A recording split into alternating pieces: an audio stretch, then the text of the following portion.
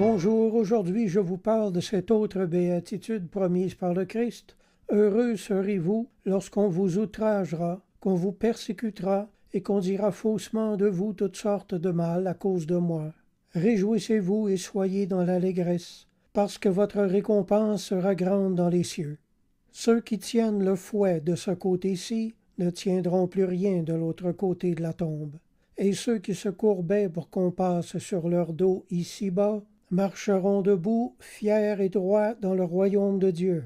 Ceux qui auront humilié les autres auront en partage une honte éternelle, tandis que ceux qui auront été humiliés sur la terre recevront de Dieu une dignité éternelle. Voilà l'une des récompenses qui attendent ceux qui auront accepté de devenir les disciples du Christ.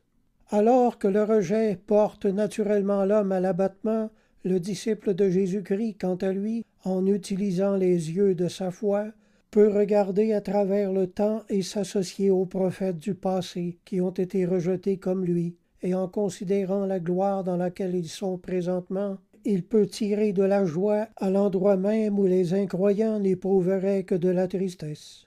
Une béatitude est une réalité spirituelle qui doit être discernée, entrevue et acceptée avec confiance, regardée avec constance et vue par révélation de la foi, faute de quoi le croyant n'expérimentera pas la joie qui est cachée derrière le voile de l'humiliation. Vous n'avez plus à craindre qu'en devenant chrétien les gens se moquent de vous, vous méprisent et parlent en mal de vous. Vous savez maintenant que la récompense qui vous attend dans le ciel sera 1000 fois plus grande que vos légères souffrances d'ici-bas. La Bible dit, que dirons-nous donc à l'égard de ces choses? Si Dieu est pour nous, qui sera contre nous? J'estime que les souffrances du temps présent ne sauraient être comparées à la gloire à venir qui sera révélée pour nous. Une autre traduction a rendu « Les contrariétés de cette vie pèsent moins que rien ».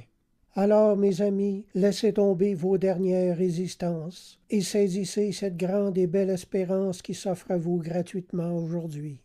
Si votre cœur est chaud au-dedans de vous et que vous sentez que ces paroles s'adressent à vous, fermez les yeux et priez avec moi.